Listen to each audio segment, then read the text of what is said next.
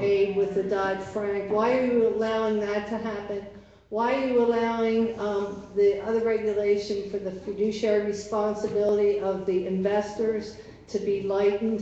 And why are you not regulating the insurance industry so that they can't continue to rape us over the coals with their increasing premiums and deductibles and co-pays while they're making lots and lots of money? Why are you doing this? Why are you not regulating who needs to be, and why are you deregulating the things that need to be for our protection? Very good. Senator Toomey, this is Annette Carpian, 18104. ICE agents seem to have indiscriminate armed power over immigrants. What is to prevent ICE agents from stealing from immigrants, raping them, from trafficking them? What is to keep ICE agents accountable for their actions? President Trump wants to hire 5,000 to 15,000 more police and Border Patrol and agents. What is to prevent them from having armed power over immigrants and the rest of us? That's a great question.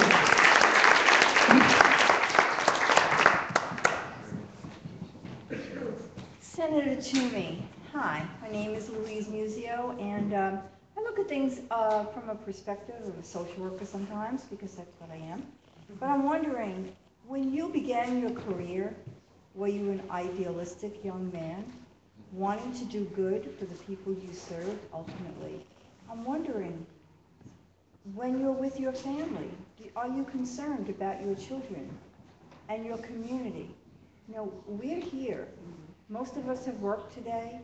Most of us brave the cold, come out in this, you know, crazy Allentown area because, you know, there's so much going on tonight, to hopefully see you here with us. So I want to appeal to that maybe idealistic heart of yours. My concerns are many and varied, and everyone here has voiced them tonight. But we have an epidemic going on in the Allentown area, in your district, in the country, of addiction. And our young people are leaving this planet in droves because of inadequate treatment services that are available to them. And their parents are knocking down every door to get them the help that they need. And now, any possible help that might have been theirs, any treatment services that might have been available to come together to help these young people, are being stripped away. How do you sleep at night? Will you say no to the health care initiative that's being presented by your party? Thank you.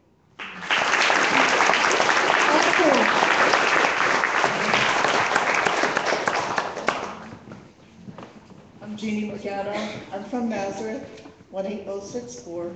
And my question is, all of the research is indicating that charter schools do not improve test scores, and that kids that go to charter schools actually do worse. And yet Senator Toomey has been one of the biggest proponents of charter schools. And I think the future of our country is public education for everyone. And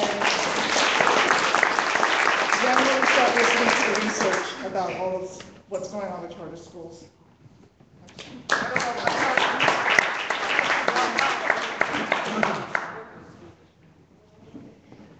Sandy O'Brien, Easton, 18042. My comment is meant not only for the senator, but also the Republican Party. I wonder, when are you and your party going to put this country before the Republican Party?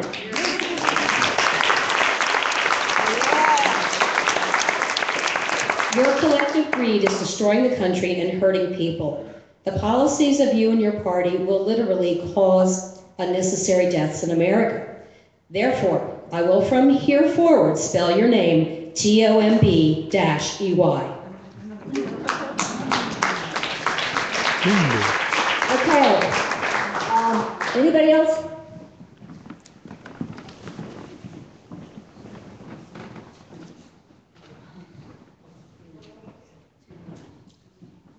Dear Senator Toomey, one of the foundational values of our country is welcoming immigrants. This is who we are as a country. How can you support the Trump administration's bogus assertion that Muslims from certain countries should be banned? You must know that this is a reprehensible appeal to base xenophobia and bigotry. Is that who you are? Stand up for what is right. We are paying attention. That's a great statement. I mean, we are here to tell him.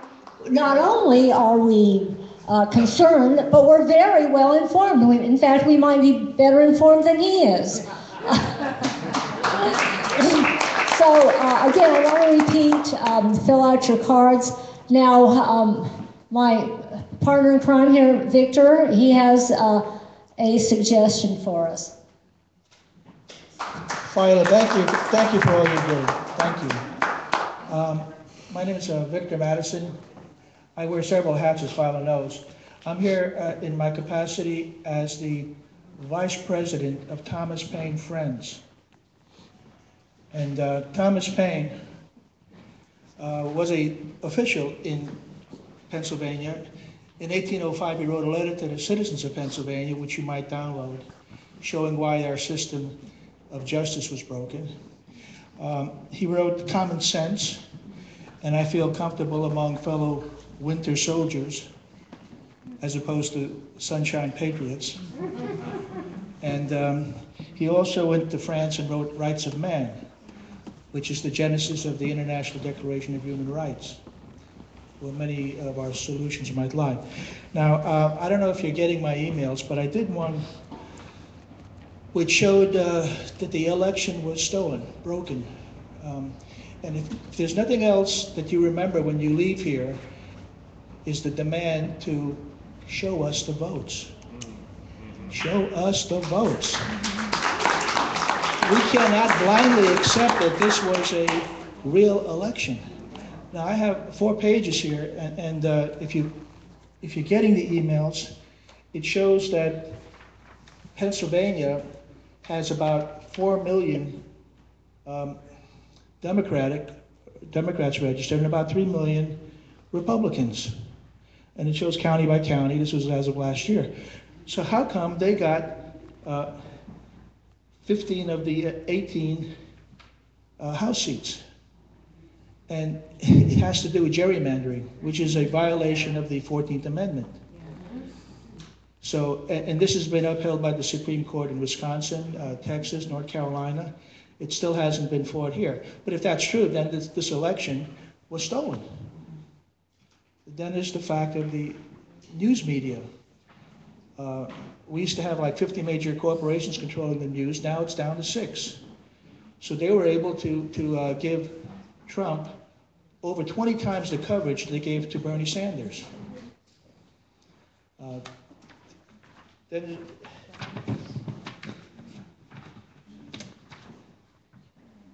is the issue of the like Amazon being able to control the media as well. Amazon was given $600 million by the CIA to create a cloud system. IBM protested, IBM lost, the Supreme Court didn't allow them a fair bid. But then Amazon turns around and buys the Washington Post for $250 million.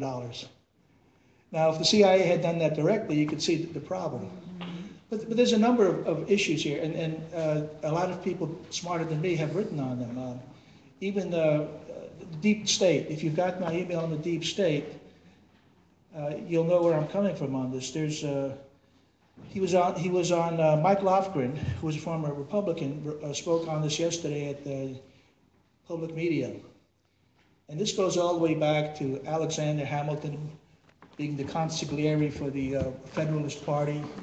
And it goes back to the aristocracy controlling the system and the issue between the Jeffersonians and the Federalists and Thomas Paine being on the side of the, so I'm not going to go into all that, but my point is that you have to fight back. Now, Pennsylvania happens to be a very corrupt state. When I said the election was stolen, it has to do with the fact that the whole system was broken. We have been rated as level F on an integrity scale. We are ranked 45th out of 50 states. And in terms of judicial accountability and voting fraud, we're like worse than that. We're like 48th out of 50. And if anybody wants to see that, I've got the survey right here. It's like hundreds of questions, and it's a very detailed survey. Now, not many states are above like C-, but we're on the very bottom. So if you can't count on a legitimate election, and you have gerrymandering, then the vote has no legitimacy. And I listening to the issues here, my main concern with many activists is that they go after symptoms instead of the root cause. So indirectly, I've heard obstruction of justice, dereliction of duty, seditious conspiracy, reckless endangerment. These are criminal offenses. And the expert on this issue is someone called Daniel Sheehan. And you can Google his name. He goes all the way back to the Iran-Contra, and he founded the Christic Institute. Now he's in charge of the Romero Institute. Bishop Romero was the one who was shot in South America. So just Google Romero Institute, Danny Sheehan. He's got a whole syllabus, a whole college course on how to fight back against the 1%. Because we are in a civil war. We've been in the civil war since the 2000 selection. Another one you might want to check out is Tim Snyder. Tim Snyder just did a very short book. He's written the book Bloodlands, and he's very familiar with the Holocaust. And he shows we are at a very tenuous point in our history. And 10 years from now, people are going to look back and they're going to ask, what did you do in 2017? And again, you can Google Tim Snyder, and he has a 1-hour presentation at Politics and Prose bookstore. He has a half-hour on C-SPAN Morning Journal, all of the last 2 weeks. So if you have any doubt that we're in a civil war, you should resolve that and figure out how you're going to fight back. He gives 20 specific suggestions on how we should do it. And his book is very short. If that isn't enough, Ralph Nader had 2 4-day sessions last year in Washington, D.C. Included about 160 speakers. Each one averaged about 20 minutes. You can watch each of these 8 days on YouTube. It's a series called Breaking Through Power. And if you can't find somebody there to resonate with, you're not going to find them probably. And I would recommend that you watch it on 2x speed. If you watch YouTube, there's a little gearbox there. And if you just regular watch it, it just goes to regular speed. But some of them talk real slow, especially if they're from Texas or South Carolina or Alabama. So just put it on 2x speed, and it goes slow when you want to pay attention. Even Ralph Nader I could watch on 2x speed. But my point is that there's a lot of information, and you don't have to reinvent the wheel. Find out what issue you want to work on. Determine what affinity group matches your interests. And call people up. Say, can we work together on this? Do you know of a better way to do this?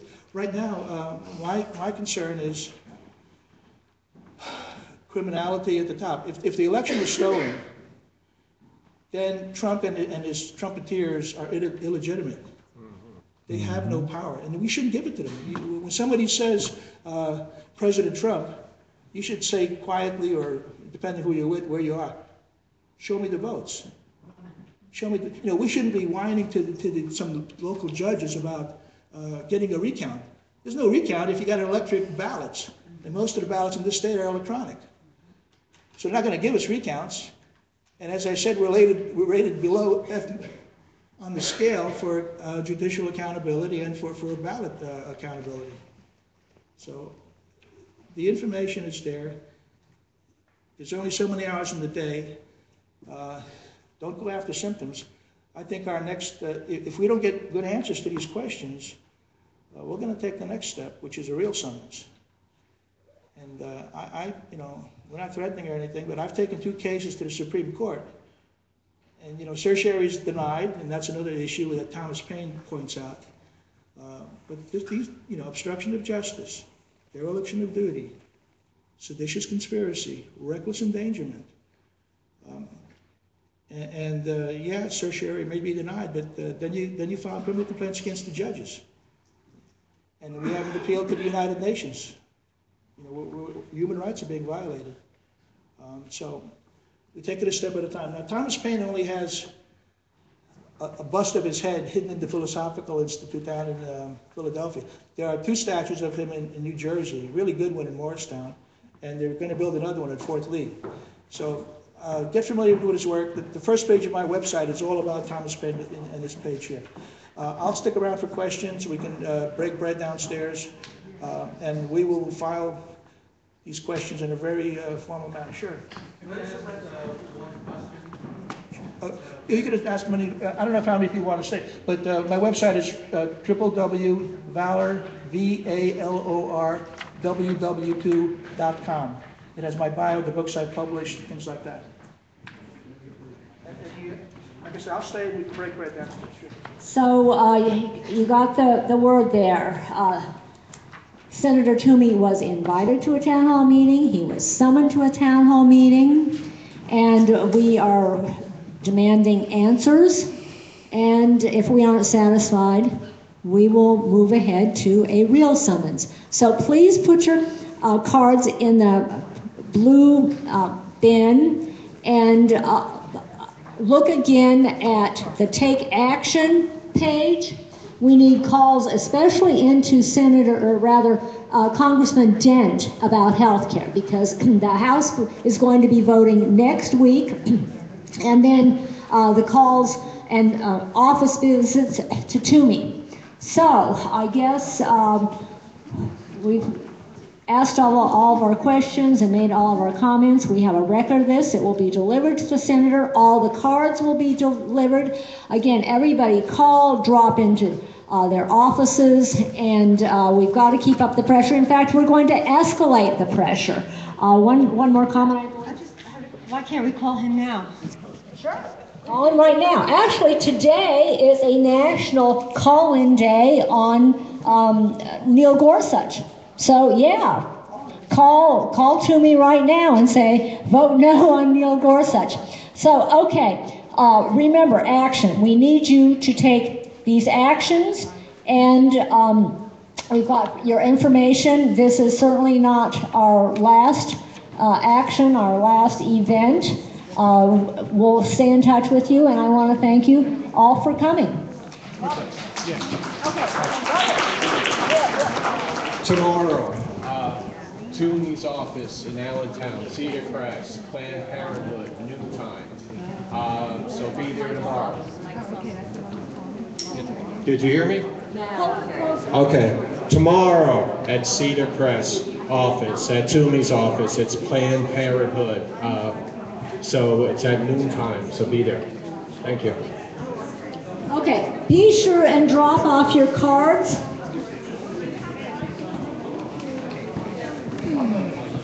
I got a big voice. I can talk loud.